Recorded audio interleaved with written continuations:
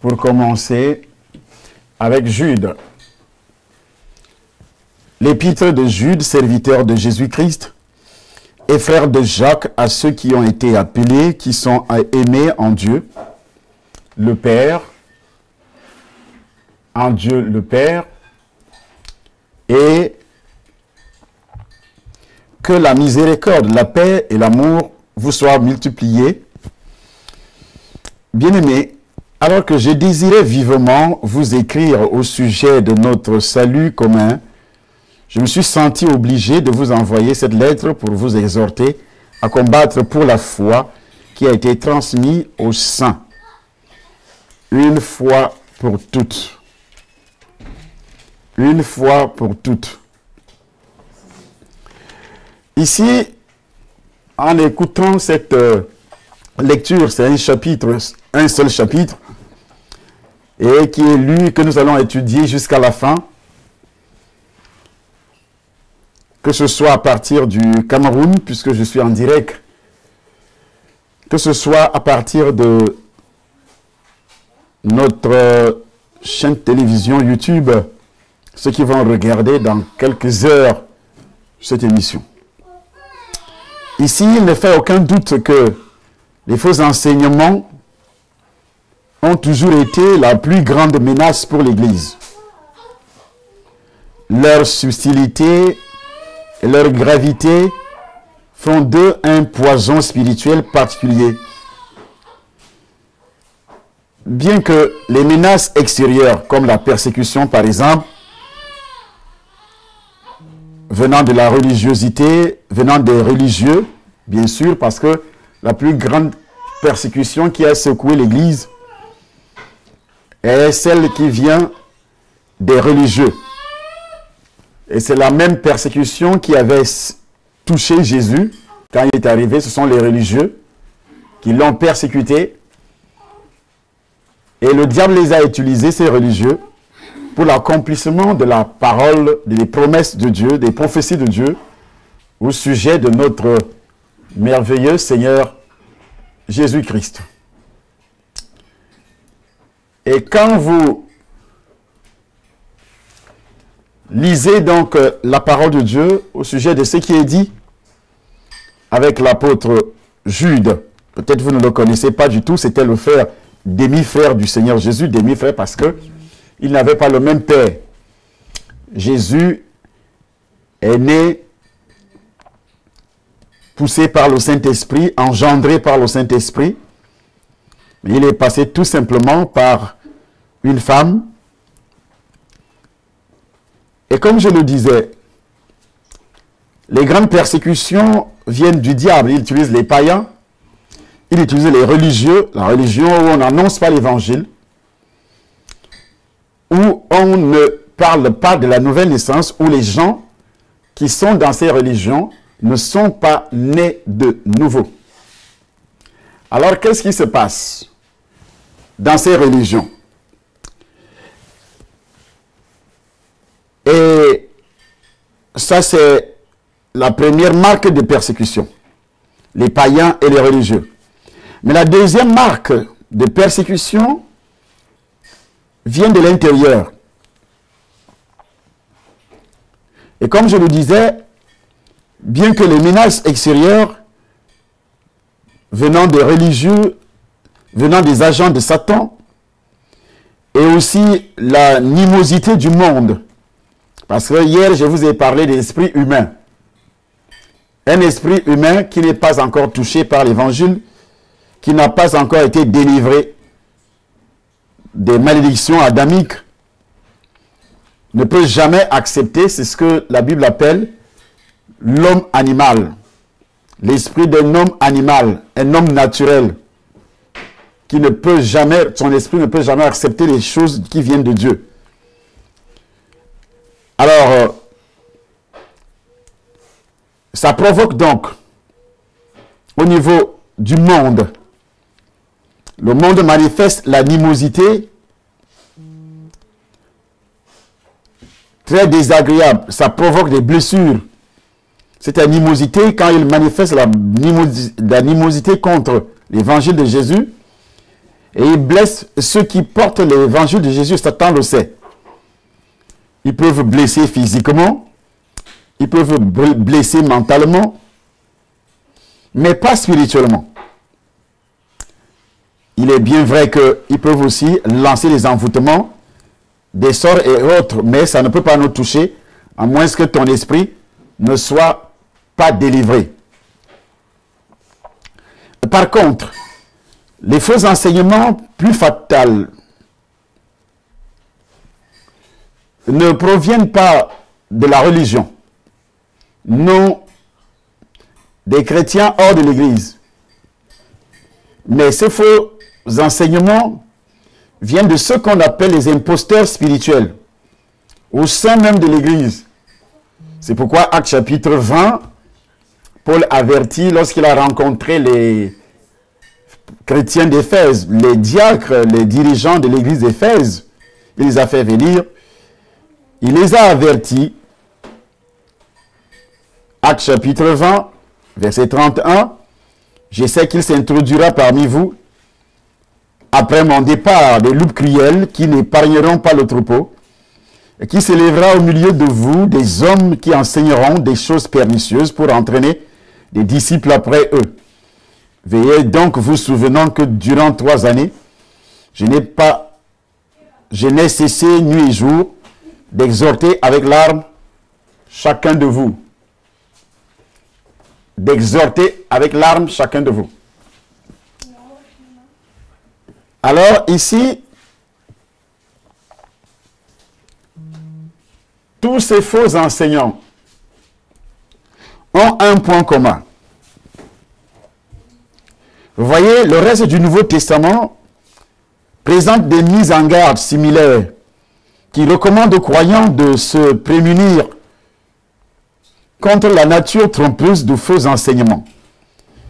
De faux enseignants déguisés en vérité, déguisés en vrais hommes de Dieu. Ici, nous pouvons lire Matthieu, chapitre 24, verset 10 à 24. Jésus-Christ en a fait écho. Nous avons aussi 2 Thessaloniciens, chapitre 2. Ce sont des avertissements. Mais de nos jours, il est difficile. Il est très très difficile de nos jours de rencontrer les croyants qui ont pris pour mesure lutter contre de faux enseignements. D'ailleurs, vous ne pouvez pas lutter contre quelque chose que, je dis, vous ne pouvez pas lutter contre quelque chose, David, que vous ne maîtrisez pas.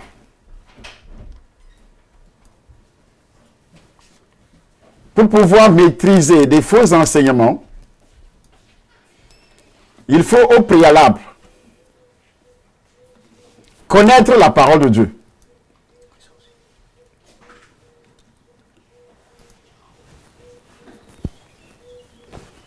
Connaître la parole de Dieu. Si vous ne connaissez pas la parole de Dieu, il sera difficile pour vous de maîtriser, de discerner que cet enseignement est faux. C'est pourquoi l'apôtre Paul dit qu'il a enseigné, je n'ai cessé nuit et jour d'exhorter avec larmes chacun de vous. Et quand il commence l'exhortation depuis le début du message au chapitre 20, quand vous lisez à partir du verset 17, si je ne me trompe pas, vous allez comprendre. 1 Timothée chapitre 4 verset 1er jusqu'au verset 3 nous avertit de la même manière. Nous avons aussi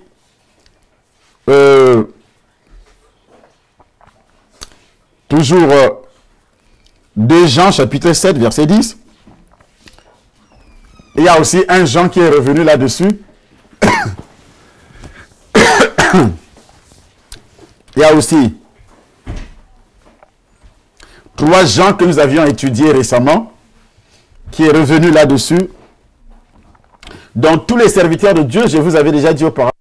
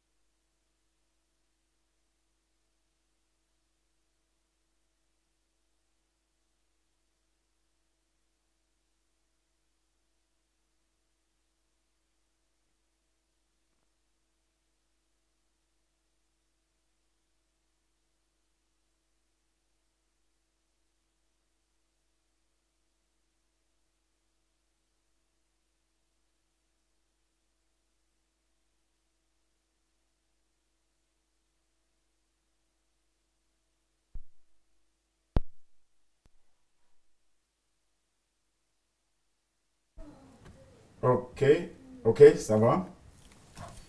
On a eu un petit problème avec le micro. Heureusement que j'ai vu à temps.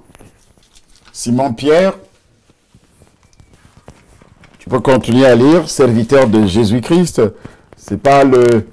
J'ai dit 2 Pierre, chapitre 1er, verset 1 à 3. Et le chapitre 3, verset 1 à 3 également. Chapitre 1er d'abord, 2 Pierre, Et nous lisons. 2 Pierre, chapitre 1er, verset 1 à 3, il est écrit: Simon Pierre, serviteur et apôtre de Jésus-Christ, à ceux qui ont reçu en partage une foi du même prix que la nôtre, par la justice de notre Dieu et du Sauveur Jésus-Christ. Que la grâce et la paix vous soient multipliées par la connaissance de Dieu et de Jésus notre Seigneur. Comme sa divine puissance nous a donné tout ce qui contribue à la vie et à la piété, au moyen de la connaissance de celui qui nous a appelés par sa propre gloire et par au moyen de la connaissance. Donc, pour faire un discernement, il faut avoir la connaissance sur les faux enseignements. Une connaissance qui vient de la révélation. Parce que ce que vous lisez, parfois, si vous n'avez pas le Saint-Esprit, la parole de Dieu se révèle. Nous avons aussi, c'est 2 Pierre, chapitre 3, maintenant, versets 1 à 3. Verset 1 à 3, oui. 2 Pierre, chapitre 3, verset 1 à 3, il est écrit: Voici déjà, bien-aimés, la seconde lettre que je vous écris. Dans l'une et dans l'autre, je cherche à éveiller par des avertissements. Je cherche à éveiller par des avertissements. Ça ne veut pas dire que Pierre était en train de dire les mêmes choses. Mais il avait un objectif. Je cherche à éveiller par des avertissements, oui. Votre saine intelligence. Votre saine intelligence. Afin que vous vous souveniez des choses annoncées d'avance par les saints prophètes et du commandement du Seigneur et Sauveur enseigné par vos apôtres. Afin que vous vous souveniez des choses annoncées par des saints apôtres. Afin que ça puisse rester dans votre subconscient. Et c'est pourquoi ce genre de rencontre avec vous, déjà là-bas au Cameroun, les serviteurs de Dieu, les pasteurs, doivent être réguliers. Auparavant, les apôtres n'avaient pas de médias, n'avaient pas Internet, n'avaient pas de télévision, n'avaient pas de radio. Comme nous aujourd'hui, je peux parler avec vous en direct, tous les pasteurs du ministère réunis dans une salle, je peux parler, je peux enseigner, et je peux également m'adresser à toute l'humanité, à tout le monde entier. C'est-à-dire enseigner la parole de Dieu. Donc, en tant que dernière des épîtres du Nouveau Testament, le livre de Jude sert donc d'appui au livre d'Apocalypse. Dans l'épître que nous sommes en train d'étudier, les faux enseignants sont examinés, leurs motifs sont dévoilés, et le sort qui leur est réservé est prédit dans la même épître. Dans le livre de l'Apocalypse, cette destruction inévitable est présentée en détail, tandis que Christ, dans son ultime victoire, éliminera l'erreur et établira la vérité pour toujours, juste après l'enlèvement. Jude a écrit la lettre à l'étude dans les années 68 et 70 après Jésus-Christ. Peu après que Pierre a terminé sa seconde épître, les deux lettres qui sont étroitement liées contiennent plusieurs descriptions presque identiques des faux enseignants et de l'apostasie. En fait, l'épître de Jude constitue probablement la suite de 2 Pierre. L'épître de Pierre, c'est une suite. Donc, c'est les gens qui ont vécu les mêmes problèmes, presque les mêmes situations, les mêmes persécutions. C'est pourquoi il commence: Jude, serviteur de Jésus-Christ, et frère de Jacques. Jude, serviteur de Jésus, et frère de Jacques, qui est le demi-frère de Jésus, comme je le disais. Matthieu chapitre 13, verset 55. Vous pouvez vérifier vous-même. Marc chapitre 6, verset 3. Galates chapitre 1er, verset 19. Il faut avoir la connaissance sur tout ça. Ici, la salutation de Jude est similaire à celle de son frère Jacques.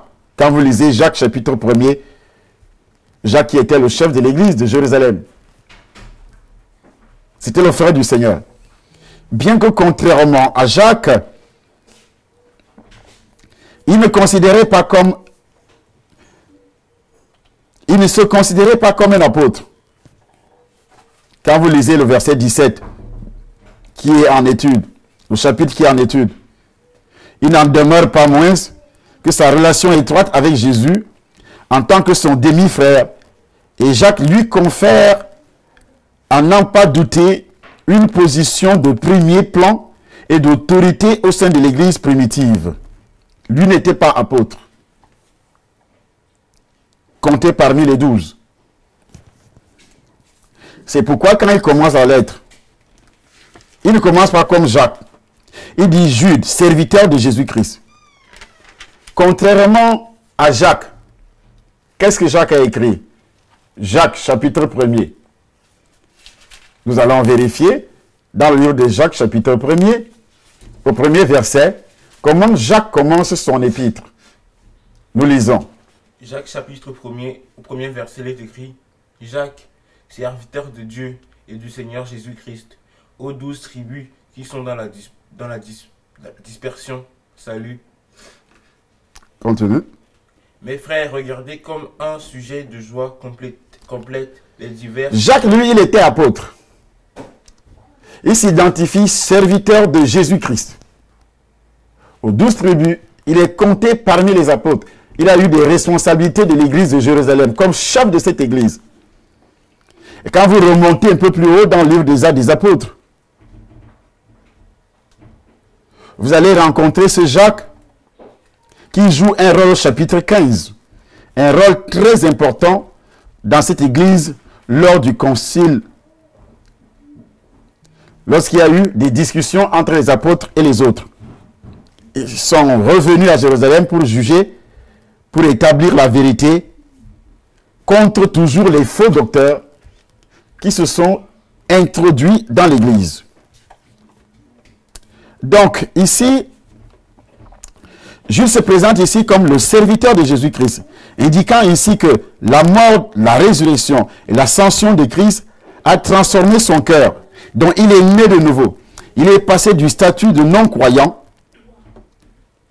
à celui de serviteur esclave, quelqu'un qui croit à Christ en tant que son Seigneur et son Maître, quelqu'un qui est délivré du péché originel, quelqu'un qui est devenu enfant de Dieu. À tous ceux qui l'ont reçu, à tous ceux qui croient en son nom, il leur a donné le pouvoir de devenir enfant de Dieu.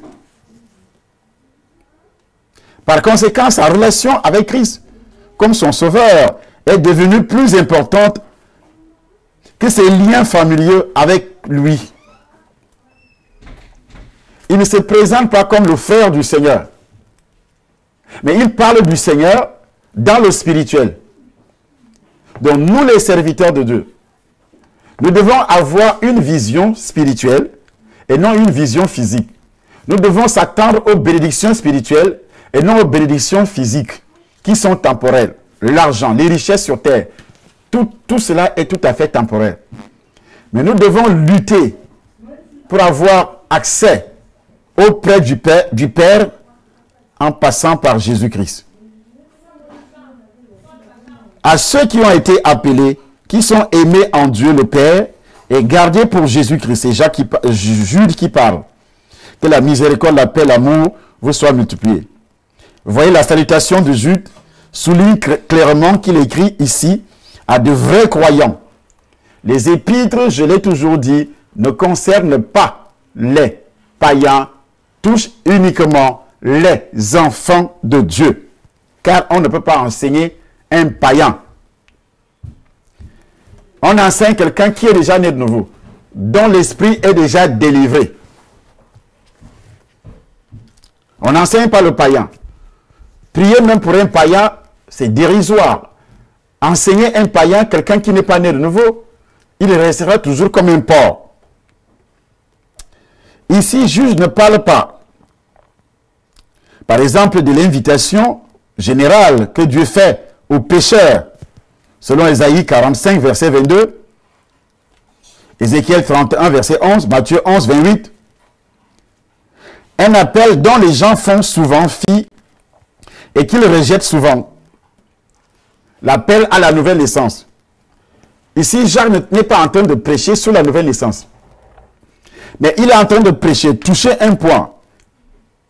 Il est en train de te parler, d'enseigner, d'avertir.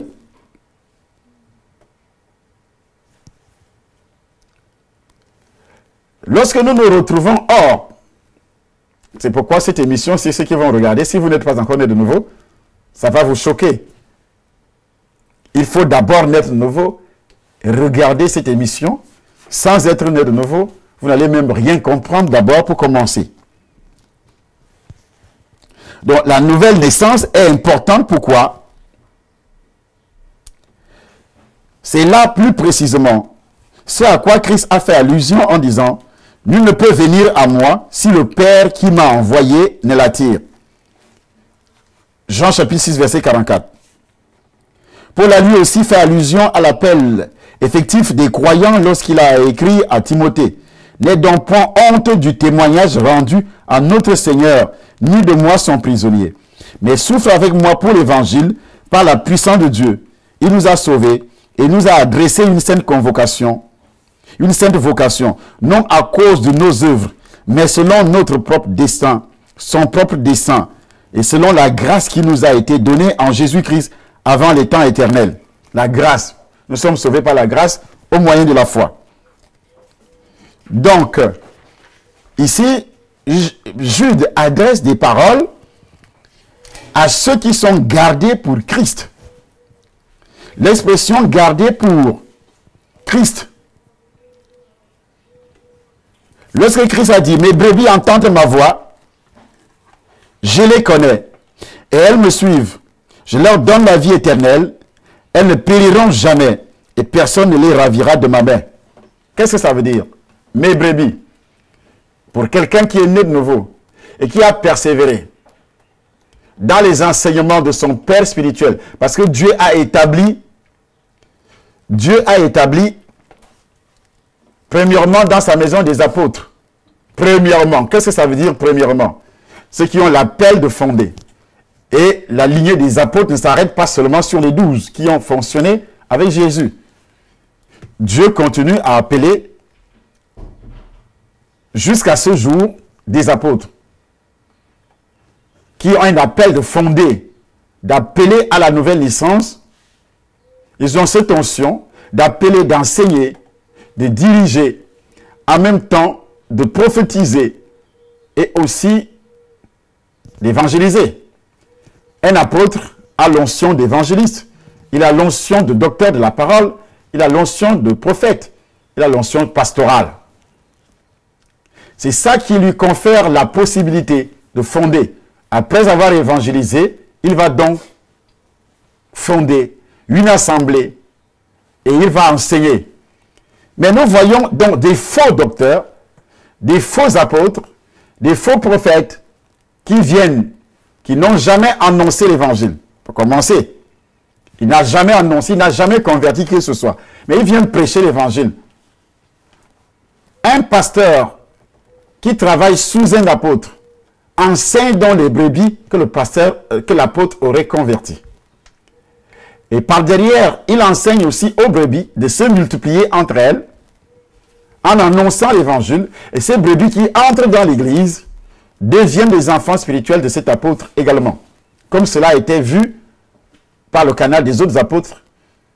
Puisque nous construisons sur le fondement des apôtres, des prophètes, Jésus-Christ lui-même étant la pierre angulaire. L'apôtre Paul dit, j'ai posé le fondement. Et sur ce fondement, il y aura d'autres apôtres qui vont naître. J'ai posé le fondement. Mais ces apôtres qui vont naître ne vont pas naître en désordre. En désordre, nous allons revenir là-dessus. Mais nous voyons des gens qui ont créé des assemblées. Il n'est ni apôtre. Il dit, je suis un révérend pasteur. Il dit, je suis un docteur, je suis un prophète. Mais il crée une assemblée. Voilà ce qu'on appelle des faux. Demande à ce prophète, est-ce que tu es apôtre? Et c'est ceux-là qui réunissent les membres qui viennent des autres assemblées. Et c'est ceux-là qui passent le temps à calomnier les vrais apôtres, qui ont l'onction d'annoncer l'évangile. Et c'est ceux-là que Paul a taxé, qui s'élèvera du milieu de vous, des gens qui entreront des disciples après eux. Donc ils vont quitter l'assemblée avec un nombre de personnes pour dire que Dieu m'a appelé à créer une église. Il quitte l'église d'où il persévère sans l'autorisation de son père spirituel. D'ailleurs, il y a une doctrine aujourd'hui. Les gens viennent sur les réseaux sociaux, ils disent que le père spirituel n'existe pas, la couverture spirituelle n'existe pas. Ce sont des faux docteurs, ce sont des faux enseignants. Ce sont des satanistes qui veulent détruire la famille spirituelle. Ils disent que les âmes appartiennent à Christ. Mais le Saint-Esprit dit, obéissez à vos conducteurs. Est-ce que c'est Christ? La Bible dit, c'est lui qui est descendu, c'est le même qui est monté. Il a donné aux autres comme apôtres, comme prophètes, comme évangélistes. Pourquoi? Sur la terre, il a organisé son église. Dieu n'est pas un Dieu de désordre. Mais tu vas voir sur les réseaux, dans beaucoup d'endroits, pour justifier sa rébellion, et aussi ce qu'il est en train de faire, ils viennent vous donner des conseils. Et lorsque l'apôtre Paul dit, même si vous avez 1000 maîtres, vous n'avez cependant pas plusieurs pères. Donc vous pouvez avoir 1000 maîtres, 1000 enseignants, 1000 pasteurs, 1000 prophètes dans l'assemblée. Mais vous n'aurez pas 1000 pères. Le père, c'est celui qui porte la cruche de l'apostolat.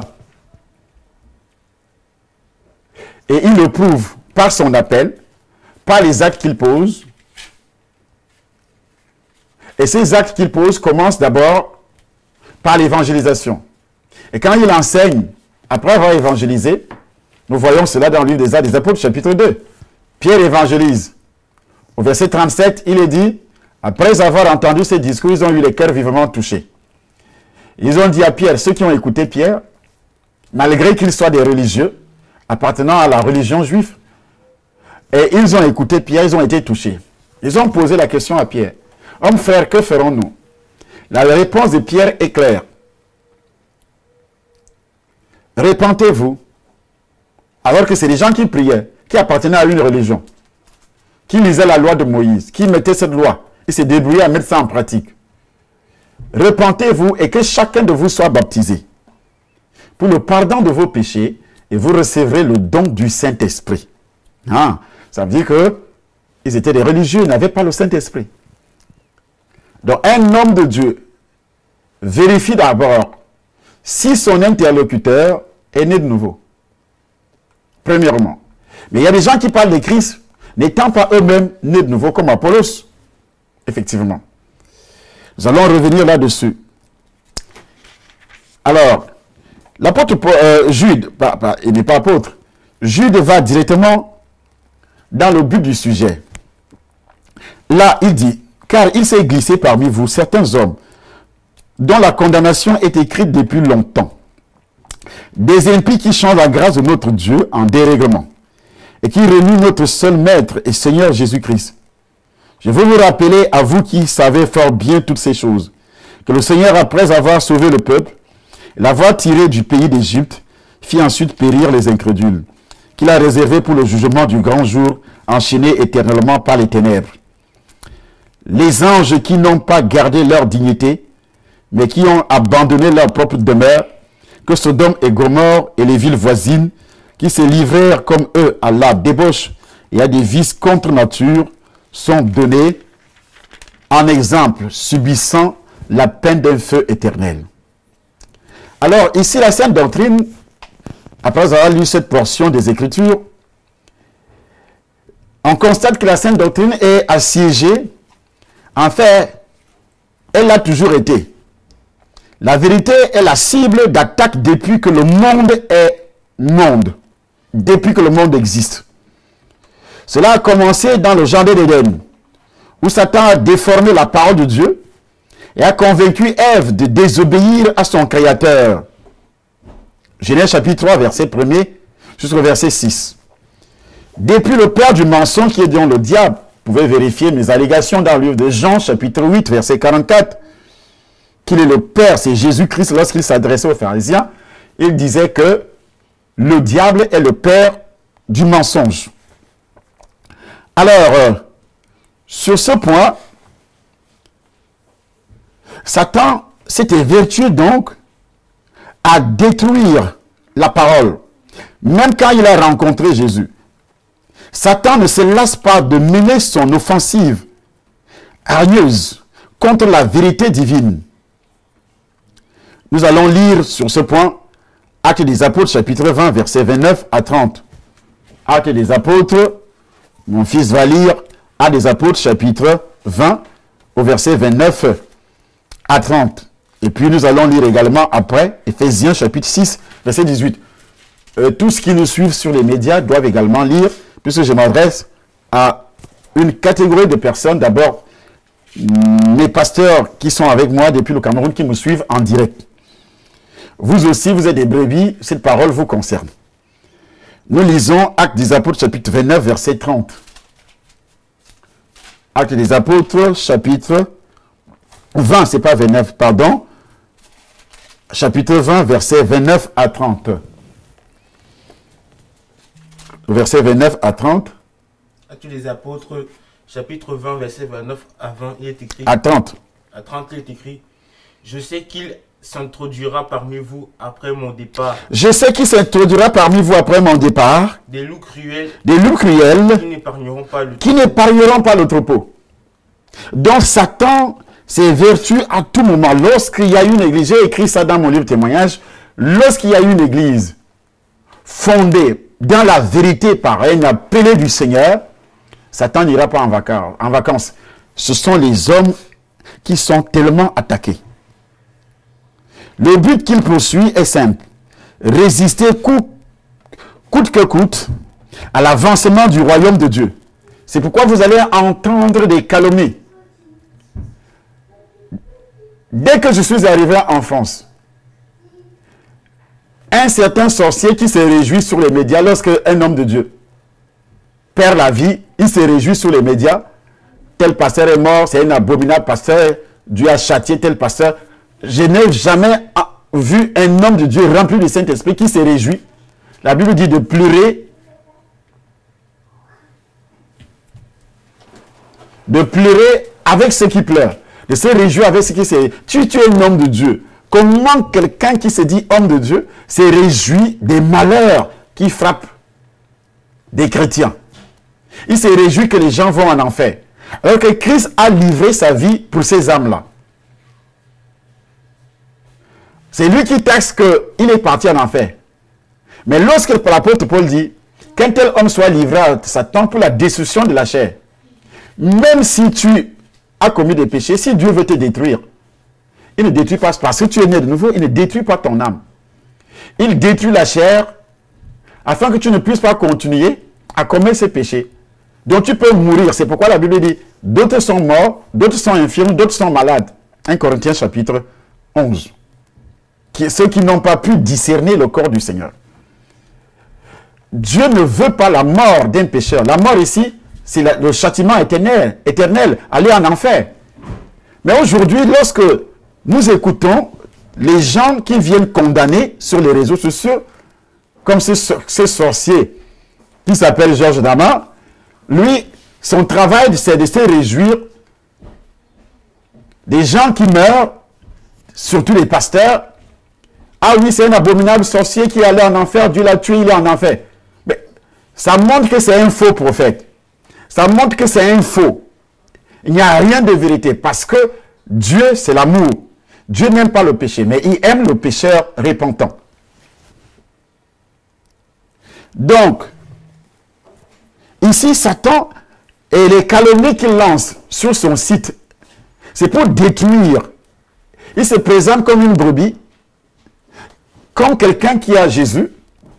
Or, il n'a pas Jésus, il n'est même pas de nouveau, il n'a même pas le Saint-Esprit. Quand tu le vois sur la vidéo parler physiquement, tu sens qu'il n'a rien. Il n'a pas la substance spirituelle. Il n'a pas le Saint-Esprit. Il ne sait même pas ce que c'est naître de nouveau.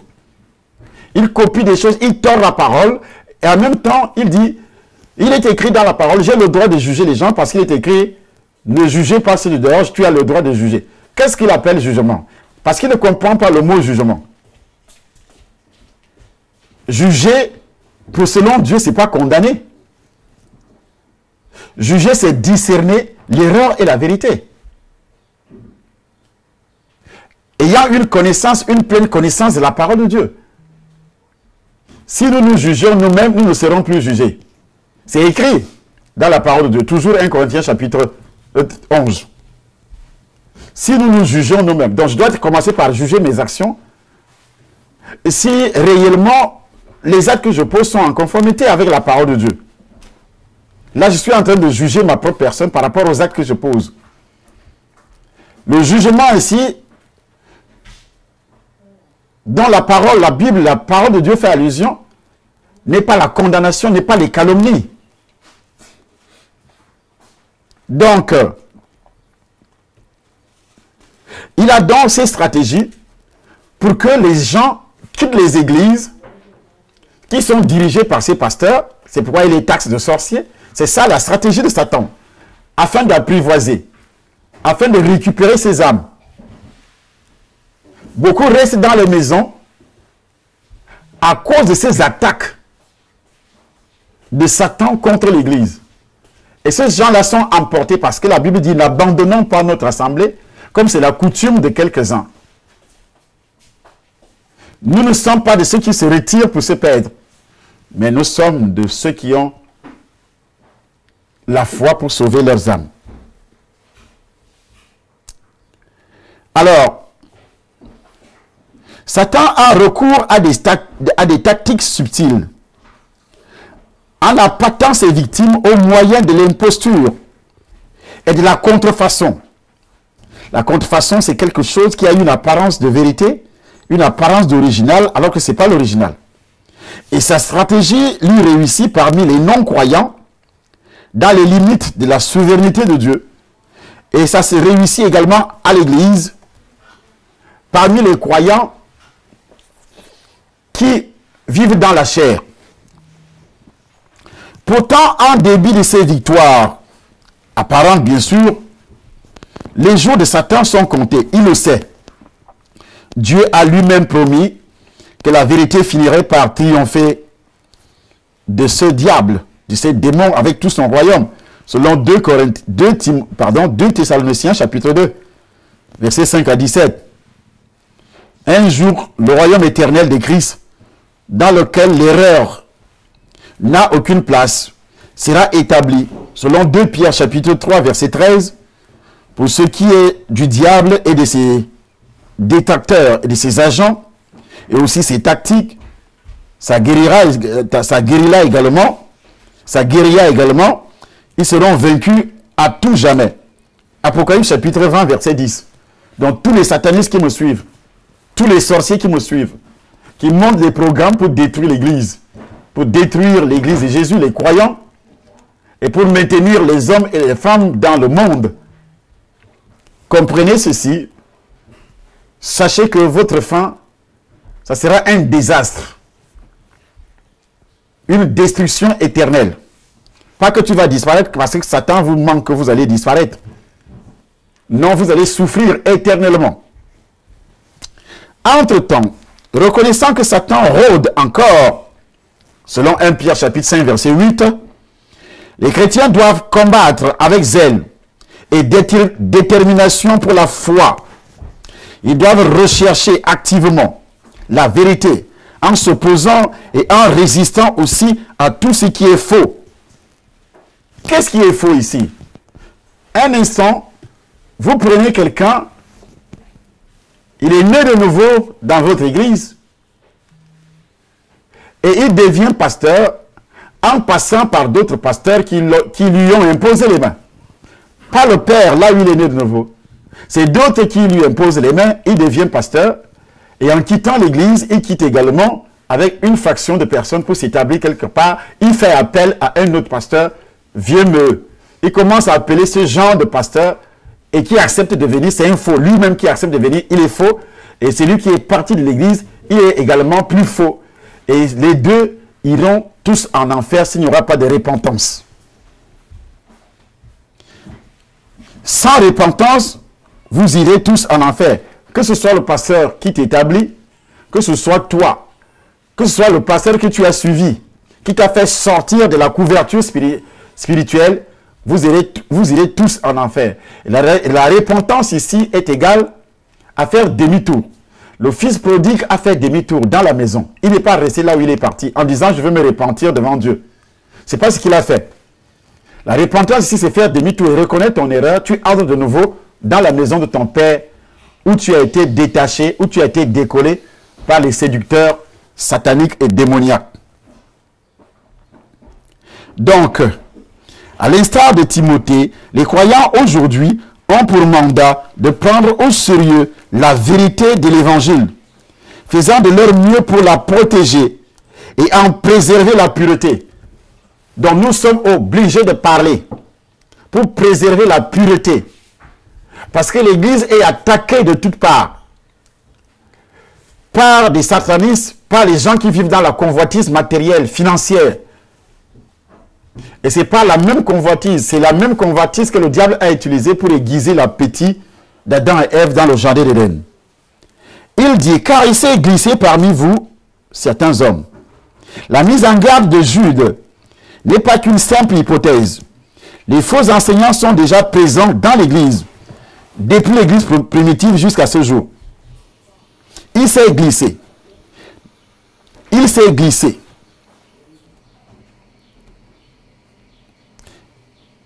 Comme ils sont déjà dans l'Église, les apostats sont en mesure d'y introduire sournoisement les sectes pernicieuses. Vous pouvez lire cela dans 2 Pierre chapitre 2.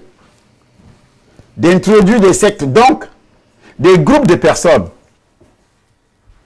Il va te prendre à côté, et c'est ce que je lutte au milieu de vous. Où les pasteurs me disent que moi, les brebis qui me disent que je suis suivi par tel pasteur, je suis ami de tel pasteur. Non, c'est des sectes que vous établissez dans l'église. Vous prenez les gens en apartheid, ou bien vous priez pour ces gens-là qui restent chez eux à la maison. Vous prenez leurs dîmes, vous prenez les offrandes, vous prenez les sacrifices, vous prenez tout ce que vous voulez. Vous irez en enfer, comme ces gens aussi iront en enfer. C'est l'œuvre de Satan que vous faites, ce n'est plus l'œuvre de Christ. Vous travaillez pour le ventre. Ça n'a rien à voir, pratiquement rien à voir avec la vérité. Établie par le Seigneur. Ceci, chaque serviteur de Dieu doit le savoir. Doit également comprendre de près que sans cette vérité, vous ne pouvez jamais entrer au ciel. Une chose est certaine, il existe beaucoup de faux enseignants hors de l'Église qui propagent des mensonges et des impostures contre Jésus, contre l'Église, et qui se disent ouvertement opposés au christianisme. Jésus a d'ailleurs fait une mise en garde aux apôtres. Prenez garde à vous-même, on vous livrera aux tribunaux et vous serez battus de verges dans les synagogues. Vous comparaîtrez devant les gouverneurs et devant les rois à cause de moi, pour leur servir de témoignage. On a vu beaucoup de personnes, que ce soit journalistes, quel type de documentaire n'a pas tourné sur les serviteurs de Dieu, y compris moi qui vous parle aujourd'hui. On a vu les Canal Plus qui sont arrivés. Oh oui, nous allons tout simplement montrer ce que vous faites. C'est très important, c'est très bien ce que vous faites. Après, ils viennent les films, mais ils vont propager des mensonges. Ils fabriquent des images, ils font des montages pour saboter afin que les gens ne puissent pas croire. Tout ceci, c'est pour que les gens ne croient pas. Donc, ce sont des agents de Satan. Jésus a quand même mis en garde. Dans le livre de Marc, chapitre 13, verset 9, et aussi, les apôtres ont parlé de ça, Actes chapitre 4, verset 1er à 3, et au verset 13, 18 également, au chapitre 5 aussi, Actes des apôtres, chapitre 5, verset 17. Quand vous lisez, vous faites toute cette lecture, vous allez comprendre. Cependant, les pasteurs, les anciens, les diacres, et les enseignants qui sont les imposteurs au sein de l'Église sont généralement beaucoup plus dangereux. Les attaques provenant de l'extérieur de l'Église ont souvent pour effet d'unir le peuple de Dieu.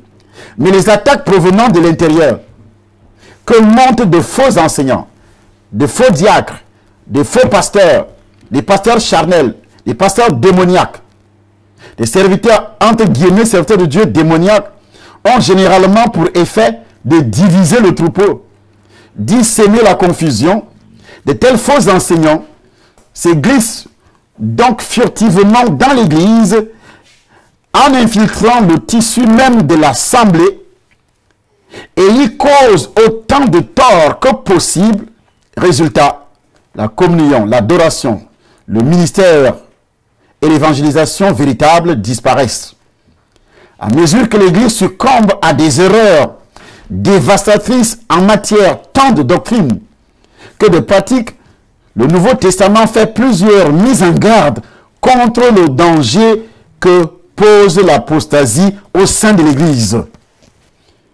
Vous pouvez lire Actes chapitre 20, versets 28 à 31, 2 Corinthiens chapitre 11, verset 12 à 15, Galates chapitre 1er, verset 6 à 9, Galates chapitre 3, verset 1 à 3, Colossiens chapitre 2, verset 8 à 19, 1 Jean chapitre 2, verset 9 à 11, 2 Jean chapitre 2 Jean, c'est un seul chapitre, verset 7 à 11. Dans l'église d'aujourd'hui, une telle apostasie prend plusieurs formes. Les faux enseignants écrivent des livres et éditent des publications. Ils sont remplis sur les réseaux sociaux. Ils parlent à la radio. Ils parlent sur Internet. Ils parlent à la télévision. Ils enseignent dans les collèges et des séminaires. Ils prêchent en chair. Ils ont des sites Internet. Satan sème toujours son ivraie parmi le blé, selon Matthieu chapitre 13, versets 24 à 30. Suscitant de faux frères qu'il déguise en messagers de la vérité. Or, ce sont des faux. 2 Corinthiens chapitre 11, verset 14, le dit déjà. Bien que la description que je donne des apostates, certains hommes, soit vague, leur identité historique spécifique n'est pas essentielle à l'établissement de son point principal, à savoir que tout imposteur spirituel pose un danger clair et présent pour l'Église. Quelle que soit l'erreur qu'il propage, Jude ne considère pas non plus comme nécessaire de détailler les nuances entre les diverses fausses théologies, fausses doctrines qu'ils sont en train d'établir. Les faux enseignants. Ils vous diront que la dîme n'est pas biblique. Ils vous enseigneront sur les offrandes. Ils vous diront que, également, la sanctification n'est plus d'actualité. Ils apporteront beaucoup de choses. Ils vous diront également que il faut être tolérant avec les autres religions, ne pas les critiquer, il faut les laisser tranquilles, il faut manifester l'amour. Or, ce sont des paroles des satanistes. Le vrai évangile dit, quel rapport y a-t-il entre les ténèbres et la lumière? Quel rapport y a-t-il? Moi, je ne peux pas m'asseoir avec quelqu'un qui n'est pas né de nouveau, même s'il parle de Dieu. M'asseoir pour dire, nous formons une communion spirituelle. On peut s'asseoir pour d'autres choses. Et sur d'autres choses, j'en profite également pour t'évangéliser. Mais dire que on va former ce qu'on appelle un attelage sur la communion fraternelle, c'est hors de toute mesure. Et l'apôtre va jusqu'à dire, les gens dont la condamnation est écrite depuis longtemps, dont tous ceux qui ont cet esprit, et ceux qui suivent, ces gens-là, comprenez que votre condamnation est écrite depuis longtemps. Depuis longtemps. Depuis le tout début de l'histoire de la rédemption, Dieu promet de juger les apostates avec la plus grande sévérité. C'est écrit depuis longtemps, dit-il. Suggère qu'il y a longtemps, Dieu a prononcé une condamnation contre tous les apostates. Les apostates ici, sont ceux qui quittent et qui suivent les faux par le canal d'une certaine séduction. Ceux qui suivent les rebelles, vous êtes un apostate.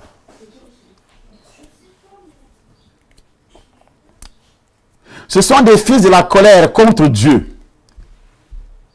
Les fils de la colère contre qui Dieu a ordonné cette condamnation, prophétisée.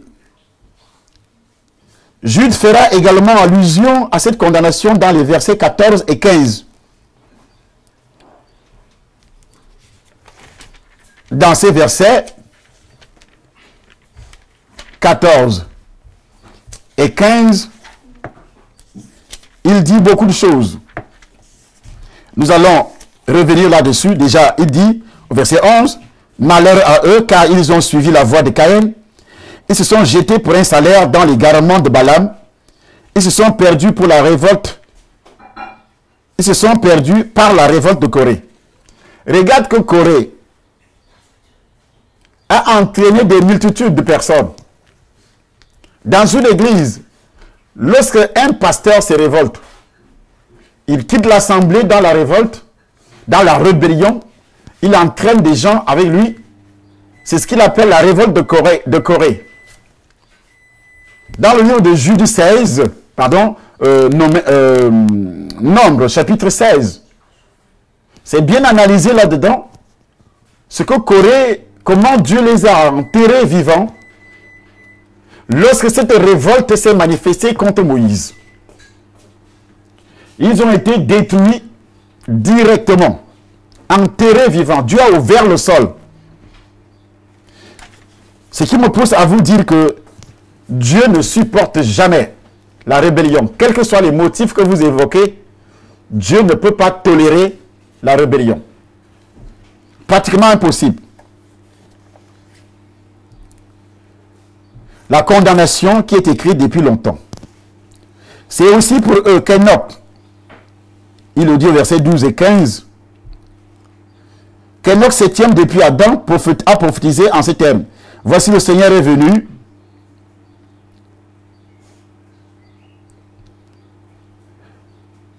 avec ses saintes myriades pour exercer un jugement contre tous et pour faire rendre compte à tous les impies parmi eux de tous les actes d'impiété qu'ils ont commis et de toutes les paroles injurieuses qu'ont proférées contre lui des pécheurs impies.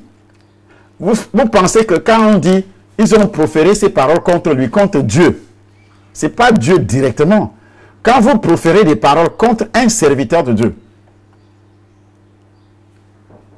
parce que vous voulez vous justifier, vous avez déjà programmé votre plan de départ. Parce que tous les rebelles commencent toujours par calomnier. Pour gagner les cœurs de ceux qui les écoutent, ils commencent par les calomnier.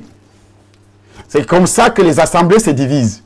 Parce qu'ils veulent quitter avec un grand nombre de personnes. Alors, c'est comme ça que Corée aussi et sa troupe ont procédé pour que une grande partie de l'assemblée les suive. C'est comme ça que Absalom aussi, c'est toujours les rebelles qui passent par ce genre de procédure. Mais ils ne vont pas loin. Spirituellement, ils sont déjà condamnés. Il y a d'autres qui disent, depuis que je suis sorti, j'ai réussi. Ils pensent que réussir, c'est parce qu'il a créé une assemblée, il a investi de l'argent. Moi, j'ai vu à Lomé, au Togo, un pasteur. Il était pasteur dans l'assemblée où il exerçait. Il est né de nouveau là, il a travaillé là, il est devenu pasteur. Après, il s'est rebellé contre l'autorité. Il avait l'argent. Il a gagné les âmes. Dans l'assemblée où il était, il a gagné leur cœur. Et puis, il est sorti avec des âmes pour aller fonder son assemblée. Il avait des parcelles de terrain dans la ville de Lomé. Il a vendu, il a construit, il a pris un terrain, il a donné. Ils ont construit un beau temple. Plusieurs années plus tard, et cet homme va faire un accident. Dieu ne permet pas qu'il meure. Il est paralysé. Je précise paralysé. Alors, il garde le lit pendant 4 ans. L'assemblée qu'il a créée, il passe l'assemblée entre les mains de son fils. Ce qu'il avait sémé, il va récolter ça. Son fils biologique commence à diriger l'assemblée. Son fils l'oublie, parce qu'il est couché à la maison, il l'oublie. Il n'envoie même pas un rond des offrandes à son père. Il ne met plus pied pendant plusieurs années. Son père est en train de mourir de faim. Sa femme est partie. Lui qui a créé l'assemblée dans la rébellion. Parce qu'avant de mourir, selon l'Éternel, il fallait qu'il paye. Il a été ingrat pour commencer. Avant de partir, il avait saboté son père spirituel. Une grande partie de l'assemblée est partie. Il disait comment son père spirituel ne sert plus Dieu, comment il a dérapé, comment, beaucoup de choses. Comme ce qui se passe généralement quand quelqu'un veut partir, quitter une assemblée. Alors, il m'a entendu prêcher, j'étais chez le pasteur Dra que vous connaissez, qui m'avait invité. Et cette histoire s'est déroulée il y a seulement 2 ans aujourd'hui, en 2016. Début 2007 quand j'étais à Lomé. Alors il m'a entendu prêcher. Et là le pasteur Dra prêchait là-bas au Cameroun. Et moi j'étais à Lomé. Il m'avait laissé l'assemblée avec sa femme. Et sa femme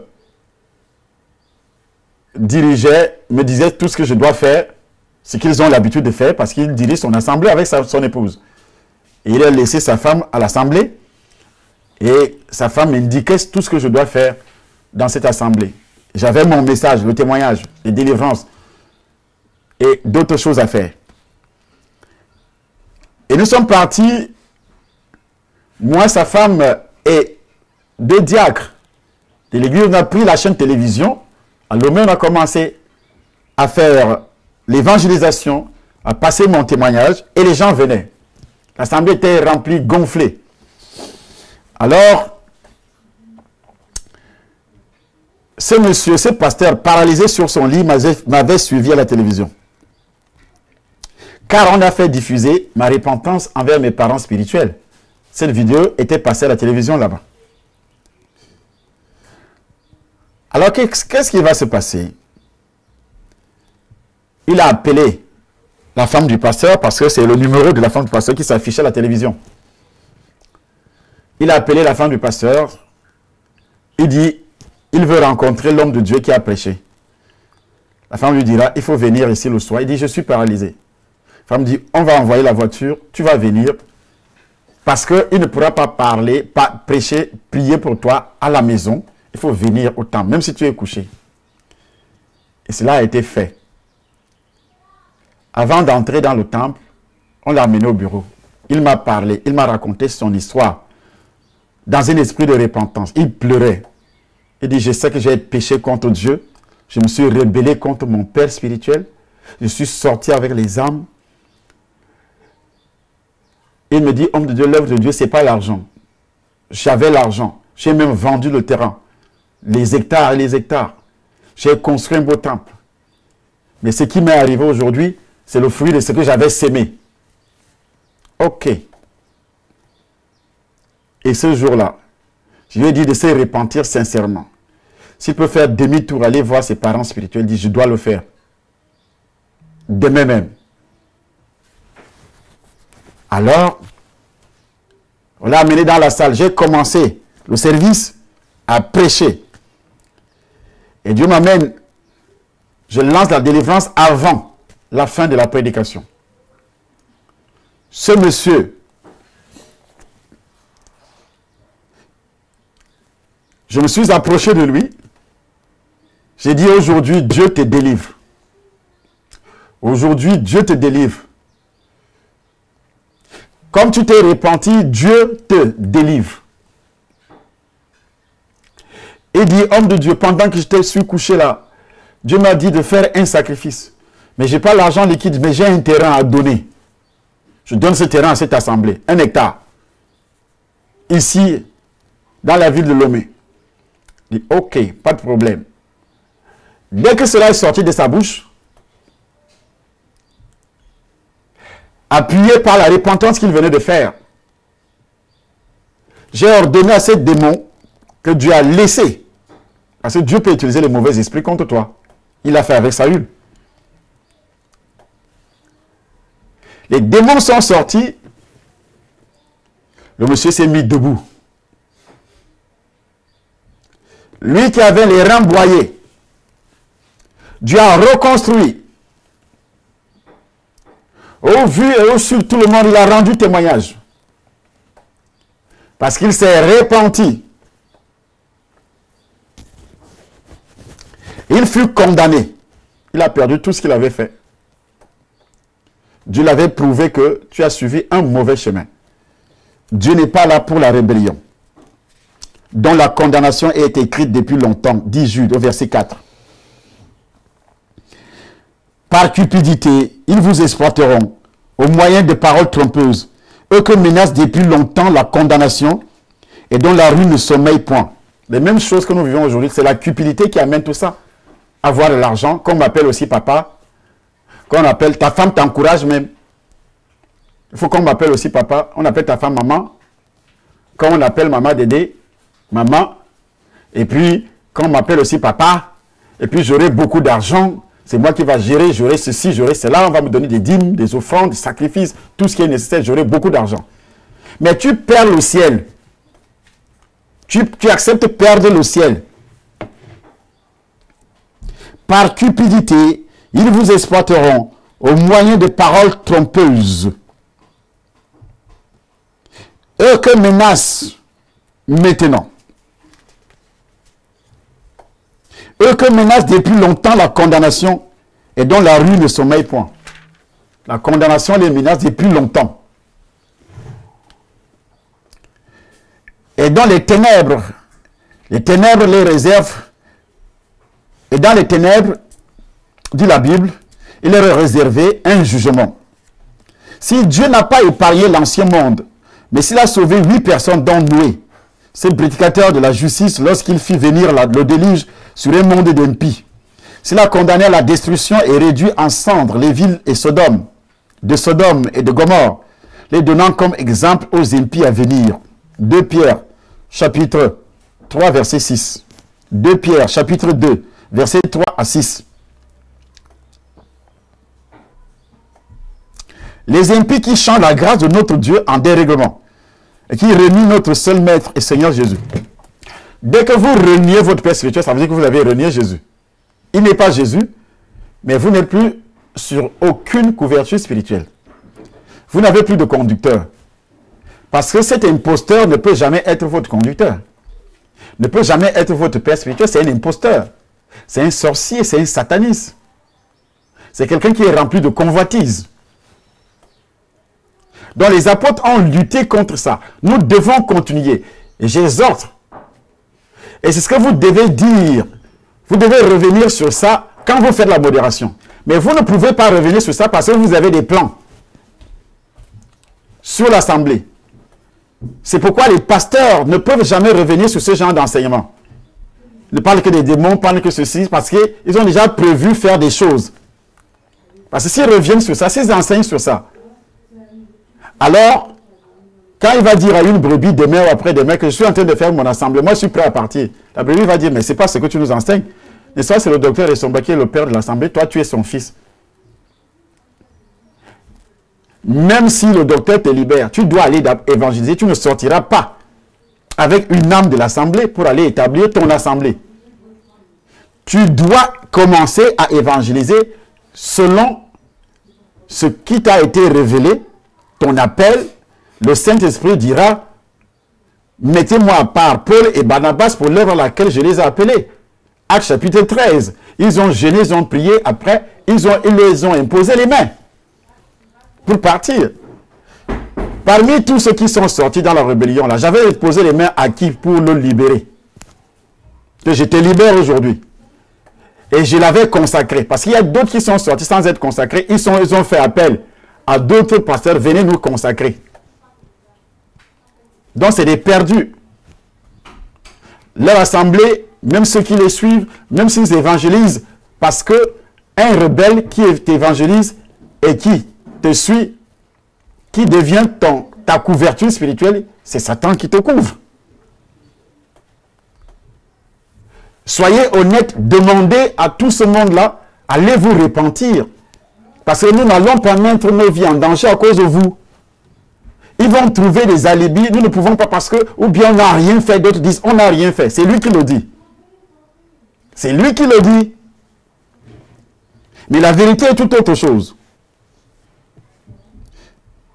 Il ne fait aucun doute que les apostates de l'époque de Jude, comme c'est le cas de tous les faux enseignants, de tous les rebelles, de n'importe quelle époque, se caractérisent principalement par l'impiété.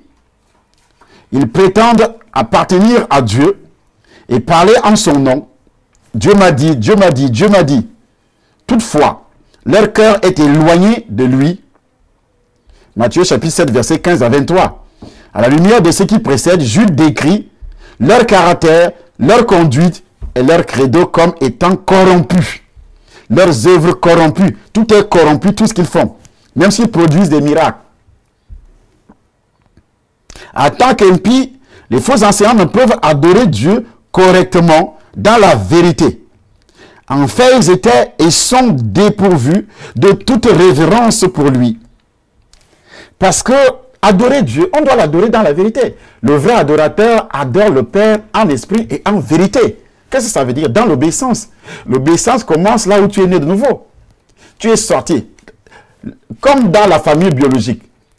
La bénédiction que nous pouvons avoir matériellement, financièrement, ou vivre longtemps sur la terre, dit la parole de Dieu, selon Éphésiens chapitre 6, émane de ce que nous avions sémé dans la famille biologique quand nous étions enfants. Enfants, obéissez à vos parents, selon le Seigneur. Soumettez-vous, les enfants doivent se soumettre pour vivre longtemps sur la terre. Et non seulement vivre longtemps sur la terre et avoir le succès, la bénédiction sur la terre. Il doit d'abord se soumettre avant de quitter à 21 ans la famille biologique. Si cela n'a pas été fait, donc ça veut dire que ta racine est polluée jusqu'à ce jour. C'est comme ça aussi dans le domaine spirituel. L'église est une famille. Tu es né de nouveau, spirituellement dans cette famille. Mais après quelques années, tu sors dans la rébellion. Tu ne viens plus. Des prêtres, je n'entends pas avec la femme du pasteur, elle m'énerve, mais tu iras en enfer. Va dans les d'autres aujourd'hui, vont dans les églises. Ah oui, ce pasteur-là a beaucoup d'argent. L'autre-là est riche. Il a des contacts avec la présidence. Il est ceci. Donc, c'est pour les choses de la terre que tu vends ton âme à Satan. On voit ça dans beaucoup de villes, dans beaucoup de pays. L'autre-là a l'onction, il va me délivrer, j'ai trop de problèmes. Il faut que je me marie. Il faut que je puisse avoir beaucoup d'argent. Je suis malade, il faut qu'il me guérisse. Là où je suis là, je n'avais jamais reçu la guérison. Il n'est pas interdit que d'autres personnes prient sur toi. Mais se rebeller en quittant dans la rébellion, mais ça fait de toi un enfant de Satan. L'enfer est ouvert devant toi. Devant toi. Tu as renié Jésus. C'est pourquoi l'apôtre Jude dit, et qui renie notre seul maître et Seigneur Jésus-Christ. Ta façon de se comporter, tu as renié Jésus. Même si tu prononces Jésus, tu chantes même à la chorale, tu prêches même, mais tu as renié Jésus par ton comportement. Qu'il a réservé pour le jugement du grand jour enchaîné éternellement par les ténèbres. Je veux vous rappeler, à vous qui savez bien toutes ces choses, que le Seigneur, après avoir sauvé le peuple et l'avoir tiré du pays d'Égypte, fit ensuite périr les incrédules. Dans le passage à l'étude, Jude fournit des faits supplémentaires sur la condamnation qui est réservée aux imposteurs, qui est réservée aux rebelles, en citant 3 jugements que Dieu a portés contre d'autres apostates. Les Israélites apostates, les anges apostates et les non-juifs apostates.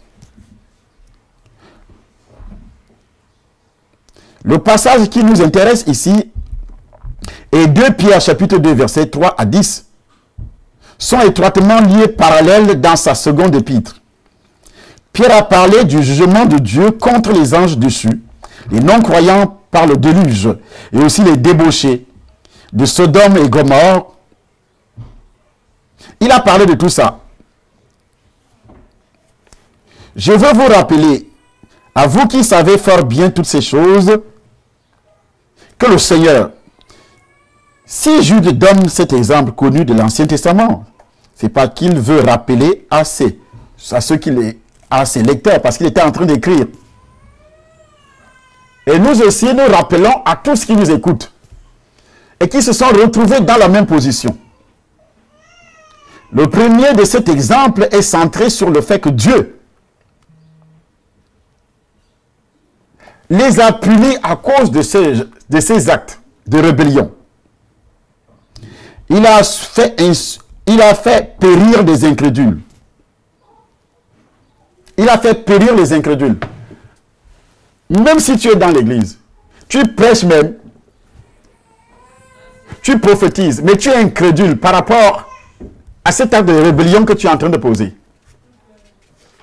Parce que tout ce que Jude est en train de dire dans ce chapitre touche essentiellement les actes de rébellion que les gens posent. L'apostate qui passe par ce que nous appelons les faux enseignements, les faux enseignants, les faux docteurs, les faux pasteurs. Parce qu'aujourd'hui, le mot qui est dans la bouche même des païens, faux pasteur, faux ceci, faux cela, ils ne savent même pas ce que c'est qu'un faux pasteur. Qu'il a réservé pour le jugement, pour le grand jour. Donc, ici, que Sodome et Gomorrhe et les villes voisines qui se livrèrent comme eux à la débauche, il y a des vices contre nature, sont donnés en exemple subissant la peine d'un feu éternel. Donc la débauche dans une assemblée, la débauche dans la vie d'un enfant de Dieu, d'un serviteur, la débauche, c'est-à-dire des femmes, des hommes, la débauche est aussi en pensée. J'ai parlé hier de l'esprit humain qui doit être délivré. Tu peux aussi vivre la débauche dans tes pensées. Ce châtiment ne va pas te rater. C'est la troisième illustration du jugement dont Dieu a frappé les apostates par le passé. Sodome et Gomorrhe, ce n'étaient pas des juifs, c'était des païens. dont les gens pervers qui vivaient dans ces villes et les villes voisines se sont livrés à des péchés tout aussi révoltants et horribles que ceux des anges déchus. Selon Genèse chapitre 18, verset 16.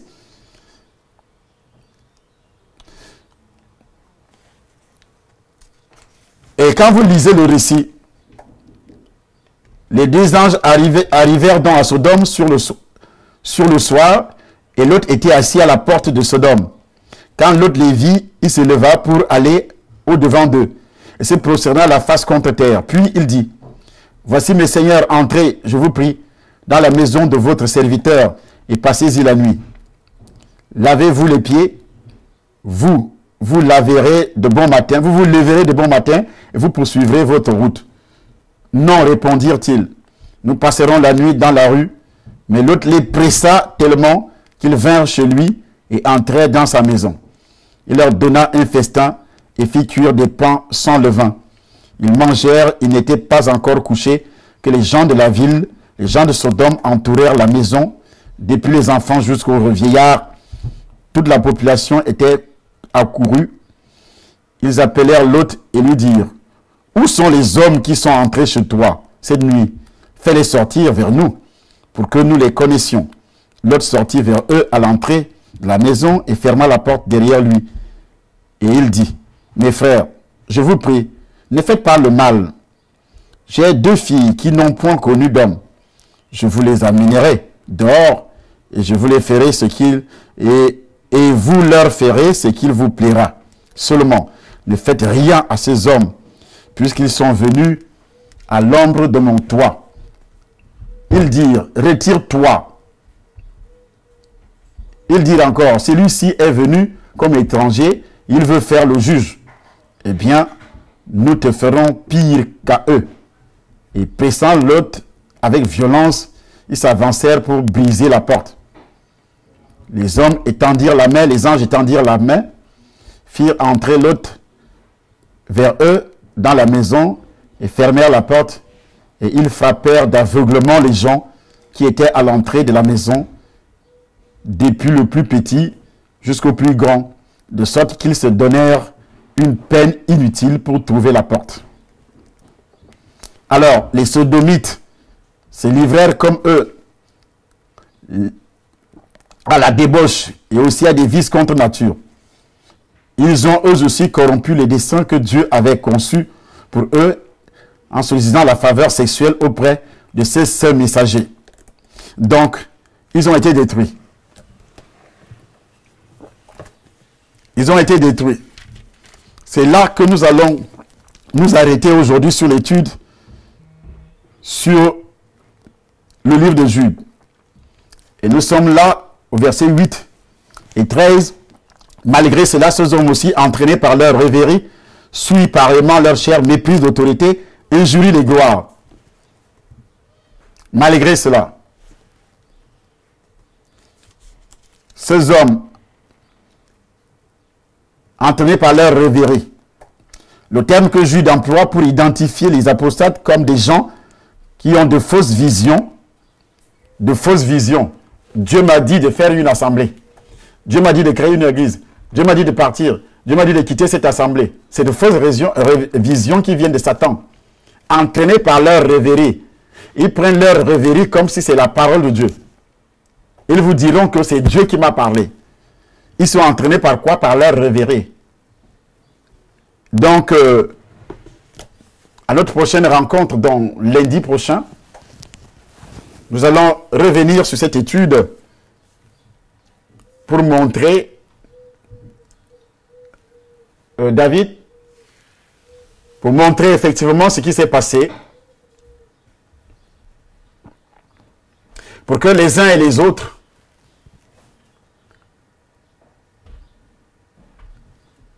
ceux qui étaient déjà gagnés, leur esprit vivait déjà avec cette convoitise. Parce que ça commence dans ton esprit. Nous sommes tentés par une certaine convoitise. Et lorsque la convoitise a conçu, elle engendre le péché. Et le péché étant consommé, produit quoi? La mort. Voilà ce que j'avais à vous dire aujourd'hui. Lundi, dans les environs de 9h, heure du Cameroun, 10h, heure de Paris, nous entamons cet enseignement qui va prendre beaucoup plus de temps encore. Que le Seigneur vous bénisse. Et ceux qui sont sur les réseaux sociaux, vous devez absolument s'abonner, comme c'est écrit déjà. Abonnez-vous pour suivre nos enseignements à tout moment. Lorsque une vidéo est déjà postée, vous allez suivre nos enseignements pour que la grâce de notre grand Dieu et merveilleux Seigneur Jésus-Christ puisse reposer sur vous. Vous êtes bénis au nom puissant du Seigneur Jésus-Christ. Partagez la vidéo aussi à tous vos amis. Envoyez la vidéo à tous vos amis sur Facebook. Partagez sur les réseaux sociaux. Partagez pour que beaucoup soient sauvés des prédateurs spirituels qui naviguent sur les réseaux sociaux pour chercher des proies. Que le Seigneur vous garde. Amen.